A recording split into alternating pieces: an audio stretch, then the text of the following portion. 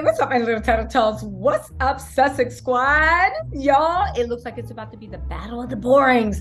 Now, listen, everybody in the world, and by the world, I mean Saltine Island, is waited with bated breath, because volume 2 of the Sussex documentary is dropping this Thursday, and I believe Friday too. Now, let me tell y'all something. I took my time watching volumes 1, 2, and 3. As much as I love Harry and Meghan, I said I can watch y'all fall in love on the weekends. But baby, I'm going to be front and center for volume 4, 5, and 6, because two things pop up. One, he clearly said they lied to protect William, but wouldn't tell the truth to protect us. Everybody is saying what lies they could be. Ming thinks it had something to do with William's rosebush proclivities, if you know what I'm saying. If you don't understand what I'm saying, go watch the Royal Playlist. I have a video about Kate's ex good friend, Lady Rose Hanbury. Okay, but also they are gearing up for a backlash. They are talking about that one Williams might sit down and do a tell-all interview. Now, the funny thing is, just a couple of days ago, he was sending mumble. My name is Kate, right? He was sending mumbles. It was rumored she might do a sit-down interview, right? But the thing is, I said, how's she going to copy Meghan's style? She's sitting down. We don't know what Meghan's wearing for that. We just know it's just the color. But I kept saying, why doesn't William do it himself? Well, I guess William was on Twitter and he was like, Charlie, good idea. Why don't I do it myself? To which I say, ooh, I wasn't giving good advice. We weren't giving you good advice, William. We were just hoping that you were going to fall all over yourself. They are now said that William is so incandescent with rage that he's thinking about doing a tell-all interview. You guys, we're going to talk about why it's the dumbest idea ever. But you know what makes me think they're going to do it? Because they always do. Whenever there's two choices, one will be a fairly normal, decent choice, and the other one will be the dumbest choice ever. They always run to the dumbest choice ever. And then they have the nerve to now say, rewriting history, that the palace has never briefed against Meghan and Harry. They're trying to say that this is the dumbest thing they've heard, that we've never briefed. Cue Jason Knopf, who's from Texas, by the way. He's an American, you turncoat. Anyway, he is an American. Jason Knopf used to be the chief bootlicker for William. He now, I think, runs the Royal Foundation. He is the one that started the bullying campaign. He's the one that actually was William's cat's paw for the smear campaign that's been alleged against Meghan. William, if you don't know, when Meghan first won her Daily Mail case, the Daily Mail appealed. Meghan was like, you guys are still losing. You guys took the letter that I wanted from my dad, and you went this way, right? Now, Jason Knopf actually testified for the Daily Mail. Jason Knopf testified. One of William's employees testified against Meghan for the appeal. It didn't work. She still won. But one of the reasons that was so groundbreaking is because Jason Knopf had NDAs. And that means his employer had to okay him breaking the NDAs to go. He literally sent them out to the tabloids to make Meghan lose, and she still won. And since that precedent, that's how it's been. William and Kate keep trying to sabotage Meghan, and she keeps growing. Harry keeps growing too. But let's get into the one about William's interview and how he's going to make a damn fool of himself of his little. And you know, the funny thing is, you can tell that William and Kate, because we make fun of Kate and her robot says no and her jazz hands, and this, like, right? That's Kate. But I will say this. William's also been taking jazz hand classes, because now when William talks, first him and Kate try to hug each other, always like, you know, two robots. You know, they look, you know, the sumo plastic blow-up dolls for Halloween, they look like two trying to figure out how to hug each other. But they also now talk with their hands because they want some of that Meghan and Harry magic. To think that they really think that all of Meghan's allure and all Harry's allure is literally moved down to this. I will say one thing though, which they still haven't realized, but in America you do realize. Don't get me wrong, Harry and Meghan were always going to do great work. But if they had just been fake and been like, listen, Wow, like what the Queen did. It kills my heart that they're leaving. I understand, and good luck in America.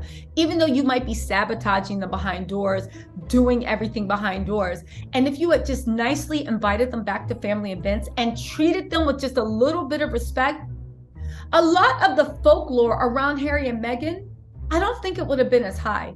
Part of the reason is every time Harry and Meghan moved, they blasted all over the covers. I get it. It's what makes the newspapers money. But they also contributed to making Harry and Meghan's star rise. So the tabloids pushed them up to be public enemy number one. So they're giving them attention, but then they're mad that people actually like them because they're like, no. People are supposed to hate you guys. Don't you know? Don't you know? Anyway, let's get into this, right? So this is from Tom Bauer, who is a bootlegger for William. He was also the person that broke the Rose Hanbury case, and then he started getting all this exclusive for the palace. The question is, who is challenging who? Whether it's going on the Oprah Winfrey interview, or the interviews with the Variety and the Cut, or the speech accepting the Kennedy Award coinciding with the Earthshot Awards in Boston, the initiative for rivalry is always coming from the Sussex. They're the ones on the attack. So you mean to tell me, even though they don't do any more royal work, and even though the royals go out of their way to try to step on their news cycle, you mean to tell me that Harry and Meghan are the ones attacking you because they're living their lives and existing? But then I have the second part. Because even if they were, oh well, too bad. Dummy, isn't that your fault? Think about it.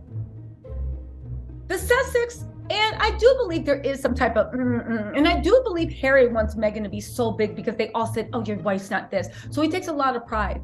But when you look at the what are they now? The Wales, when you look at the Cambridges, and when you look, they try to step on Harry and Meghan's news cycle all the time. The only difference is Harry and Meghan are so much more better at it than they are that nobody even notices. You're mad that you keep going to war with someone and you keep losing. So now you just want them to surrender so you can wave your flag and say, we won. And let's not forget the funeral showed us one important thing. Even if Harry and Meghan lay down and do everything you guys say you want, you guys will not just take it and be like, and walk away. No, that's when you turn around and you say, now it's time to be cruel and punish you for everything you did. So what's the point of conceding? What's the point of being nice? What's the point of playing by these rules? Because even when I play by your rules, you still just want to hurt me. The end of the game is you don't want me around. I shouldn't even exist. I'm sorry, I can't play that game. Anyway, right? Accept a speech accepting the Kennedy Award. So you're telling me that the Kennedys gave the Sussex an award that William and Kate would trip over themselves. They probably would have canceled out of the Queen's funeral to go that. That's how hungry they are for something, some real legitimate thing that they didn't make up. And you're telling me that they should have not accepted an award that comes every single year because William and his made-up Earthshot award ceremony, where he didn't even invite the attendees, should have taken the front seat. They said, Harry said that he would help William when he became king. Okay, and I'm sure he said he wanted to be a unicorn astronaut when he was 8 years old. What is your point? Okay, and that he was willing to help him through his mental and emotional problems. Yes, but like all things, when people offer to help you, I want to help you. If you don't lie, smear, and drive my wife to the point of deleting themselves, completely try to ostracize my children, and literally turn me into public enemy number one. All promises of help have conditions, right? He alluded to the transparency with which Prince Harry has discussed mental health struggles, including his own. In 2016, they started their heads together. Let's also not forget in 2020, Harry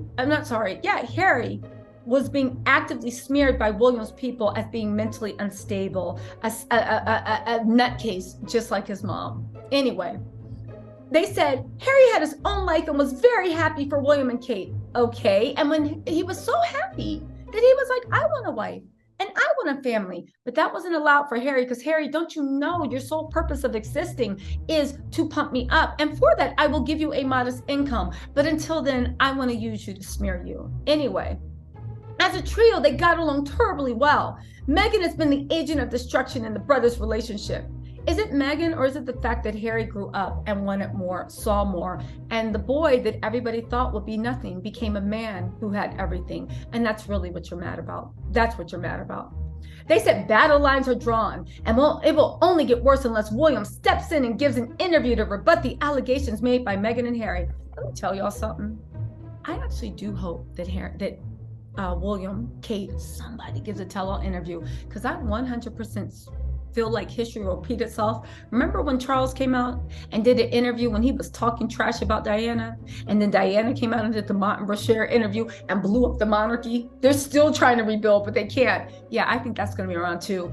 Harry and Meghan had the receipts. They're waiting for war, but because they are polite, they're going to let the palace start the war. But I guarantee if the palace does start something, Meghan's going to be the one to finish it. Anyway, y'all, let me know what you think in the comments, and I will talk to you later.